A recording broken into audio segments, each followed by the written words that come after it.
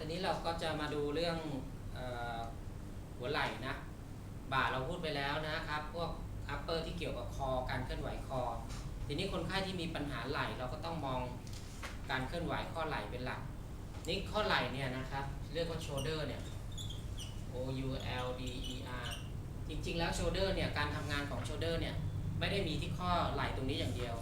หนูดูให้เข้าใจด้วยนะข้อไหล่อย่างเดียวแต่มันเกิดจากการทำงานเขาเรียกว่า complex คือมีข้ออื่นที่เกี่ยวข้องด้วย4 joint หรือข้อต่อแรกเนี่ยนะครับ shoulder complex เรามาดูที่ข้อต่อแรกนี่เกิดจากกระดูกของ sternum เกาะใกล้กับกระดูกของ clavicle จึงเรียกข้อนี้ว่า sternoclavicular joint sterno อ่านว่า sterno มาจากคำว่า sternum sterno มาจาก sternum นะ clavicular ก็มาจาก clavicle ใช่ไหม clavicular แล้วก็ joint นะจอยนี้เกิดจาก sternum กับ clavicle มาต่อกันก็คือตรงนี้ครับเห็นไหมในจอยจะต้องมีเอ็นยึดมีเยื่อหุ้มปิดนะครับแล้วเกิดการเคลื่อนไหวได้พอเหมาะเวลาเคลื่อนไหวเรายกไหล่1 ครั้งเนี่ยจะเกิดการเคลื่อนไหวที่จุดนี้ด้วยงั้นถ้าจุดนี้มีปัญหา SC มีปัญหาคนไข้อาจจะยกไหล่ไม่ได้เต็มที่ก็ได้งั้นปัญหาเราต้องมองให้ออกนะครับการเคลื่อนไหวไม่ว่าจะเฟกเอ็กเทนหรืออะไรแต่แล้วแต่เนี่ยโดยเฉพาะท่าที่ยกขึ้นสูงเวลาเรายกนะดูนะเห็นไหมมันจะขยับด้วยมันจะจ้ามันจะ movement ด้วยงั้นถ้าตรงนี้เจ็บคนไข้ยกอาจจะเจ็บมาที่นี่ก็ได้ทำให้ไปยกทำให้เราวัดองศาตรงนี้ได้ไม่ดีไม่ถูกต้องก็ได้งั้นเรามองเป็นภาพรวมมองดูองค์ประกอบการเคลื่อนไหวทั้งหมดนะครับข้อที่2จอยที่เกี่ยวข้องข้อที่2ดูนะ clavicle clavicular นะครับส่วนปลายเราเรียก distal end เนี่ยมาต่อกับปมกระดูกตรงนี้ของ scapula หรือสะบักเราเรียกว่า acromion process ตรงนี้นะ acromion เพราะฉะนั้น clavicular หรือ clavicle มาต่อก็เรียกว่า acromioclavicular joint นะครับข้อที่2เรียกว่า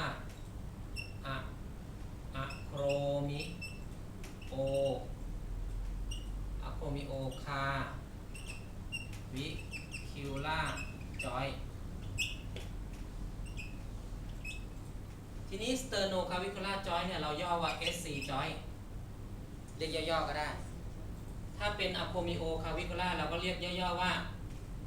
A อะไรครับ AC joint ใช่ไหมย่อๆ SCAC ตรงนี้ก่ออะไรครับเห็นไหมเวลาเรายกเคลื่อนไหวมีมันเคลื่อนไหวหมดครับเห็นไหมมีผลบางคนเจ็บตรงนี้เวลายกอาจจะไม่ไหวเจ็บเอ็นในข้ออักเสบหรือข้ออักเสบนะครับส่งผลได้ต่อการเคลื่อนไหวไหล่ทั้งหมดนะเพราะฉะนั้นเราต้องรู้ทีนี้ในทางศึกษาเราศึกษากายวิภาคเราก็ต้องแล้วเราก็ต้องคำตำแหน่งกระดูกของข้อต่อได้ในอนาคตเราจะเอาความรู้ตรงนี้ไปจัดกระดูกได้อีกเพราะการจัดกระดูกเราต้องเข้าใจข้อต่อถ้าเราก็ไม่เข้าใจเขาเราจะไปจัด1-15ไม่ได้นะไปดูเขาทำท่าให้เราดูไม่ได้เราทำไปนี่เราต้องมีเป้าหมายหมดเรารู้ว่าเราทำอะไรใช่เราจะทำอะไรตรงไหนเพื่ออะไรต้องตอบคำถามเองให้ได้นะครับจอยที่3ที่เกี่ยวข้องนะครับมาดูด้านนี้กระดูกอาจารย์ท่านนกมา AC joint ใหม่สิคะ AC joint acromioclavicular joint ย่อว่า AC joint ก็คือนี่ไงจอยนี้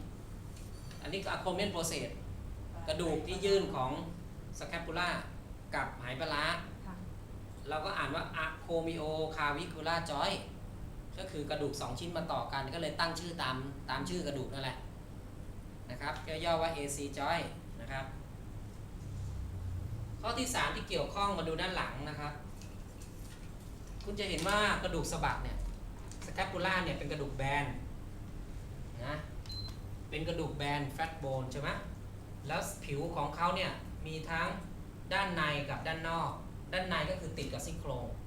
โดยเฉพาะด้านขอบด้านในเราเรียกว่า medial border เห็นไหมที่เขียนไว้ medial border ด้านนอกเราเรียกว่า lateral border แล้วก็upper border แล้วก็มีมุมนี้เราเรียก superior angle มุมล่าง inferior angle ใช่ไหม ค่ะ ส่วนนอกสุดตรงนี้จะเป็น glenoid process แล้วก็มี glenoid fossa อยู่glenoid fossa อยู่เป็นเบ้า glenoid ตัวนี้ก็จะเป็นเบ้าของ shoulder joint ต่อไปนะครับแต่ส่วนขอบด้านในของ scapula เนี่ยจะติดอยู่กับซี่โครงไม่มีพวกแคปซูลปิดแต่จะมีกล้ามเนื้อมาเกาะแล้วเกิดการเคลื่อนไหวได้ ซึ่งแตกต่างจากจอยตัวอื่นจอยตัวอื่นจะมีน้ำหล่อเลี้ยงแต่อันนี้ไปเกาะเฉยๆแล้วก็มีกล้ามเนื้อเป็นตัวทำให้เกิดการเคลื่อนไหวจอยตัวนี้เราเรียกว่าอันนี้เกิดจากสแคปปูล่าถูกไหมเราก็เรียกว่าสแคปปูโลแล้วก็ต่อกับอกทอรัสิกแถวนี้เราเรียกอกเราก็เรียกว่าสแคปปูโลทอรัสิกจอยหรือย่อว่า ST joint จำไหมนะจำย่อก็ได้ ST joint มาจากว่า scapulo ก็คำว่า scapula กับ thoracic ก็คืออกใช่ไหมก็เป็น scap ก็ใช่เป็นช่วงเป็นเขาเรียกว่าช่วงอกถ้าจริงๆแล้วตรงนี้เราเรียกกระดูกลิบนะแต่ตรงนี้เราเรียกบริเวณอกนะครับอกทางด้านหลังอกนะครับกระดูกอกนั่นเองนะครับก็เรียกว่า ST joint ทีนี้ข้อที่ 4 เป็นข้อที่สำคัญที่สุดเป็นข้อที่เกิดการเคลื่อนไหว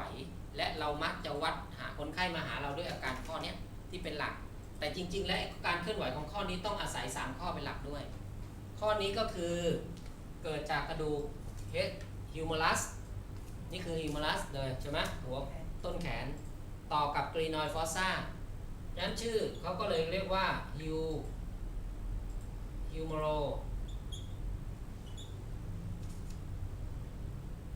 โทษที glenohumeral joint เขาจะเอาตัวนี้ขึ้นก่อน glenoid fossa เนี่ยนะ glenoid ตัวนี้ G L E A O I N นะเปลี่ยนตัด ID ออกเป็น gleno แล้วก็ต่อด้วย humeral joint เราเรียก joint นี้ว่า GS joint gleno มาจากก็ glenoid fossa ร่วมกับ humerus ก็คือหัวของ humerus นั่นเองเห็นไหมนั้นเราก็ย่อว่า GS joint การเคลื่อนไหวของไหล่ shoulder ที่เรียกเนี่ยเรายกแขนเราทำอะไรก็แล้วแต่เนี่ยจะเกิดการเคลื่อนไหวของทั้ง4ข้อเนี่ยร่วมกันตลอดเพราะฉะนั้นถ้าข้อใดข้อหนึ่งมีปัญหาก็ส่งผลต่อการเคลื่อนไหวโดยรวมนั้นคนไข้มาหาเรายกไม่ได้ก็อาจจะต้องคิดว่าเกิดจากปัญหาที่จอยที่เหลือหรือไม่หรือเกิดจากตัวจอยทั้ง4แต่ที่มากๆก็คือจอยตัวนี้เป็นตัวเหตุ อยู่ตรงไหนคะอาจารย์ นี่ไงคะนี่ไงหัวกับกรีนอยนี่ไงนี่ไงข้อต่อเห็นไหมเนี่ยเรายกแขนยกอะไรอยู่ตรงนี้ทั้งนั้นแหละตัวนี้เป็นจอยหลักเลยแต่ตัวอื่นมันหมุนไปเวลาเรายกแขนมากๆสะบักจะหมุนตามก็คือสแคปฟูโลทอรัสิกก็หมุนเรายกสูงจอยตรงนี้ก็ขยับนะส่งผลให้เกิดข้อของ SC จอยขยับด้วยเวลายกมากๆคุณลองจับไอ้มุมไอ้นี่คุณเนี่ยองศาเนี่ยเห็นไหมคอก็เห็นชัดเนี่ยต้องดูไอ้ถ่ายปลาลองขยับตัวลงขยับแขนลงขยับแขนขึ้นเห็นไหมขยับไหมเห็นไหมขยับไหมจับได้เลยเห็นไหมเพราะฉะนั้นถ้าคนไข้มีปัญหาตรงนี้ก็ไปไม่ได้นะก็เกิดเจ็บได้เหมือนกันนั้นการเจ็บของไหล่ถึงบอกว่าเจ็บไหล่โน้ตอย่างไรต้องหาสาเหตุให้ชัดก่อนอันนี้เราพูดถึงจอยที่เกี่ยวข้องให้เกิน15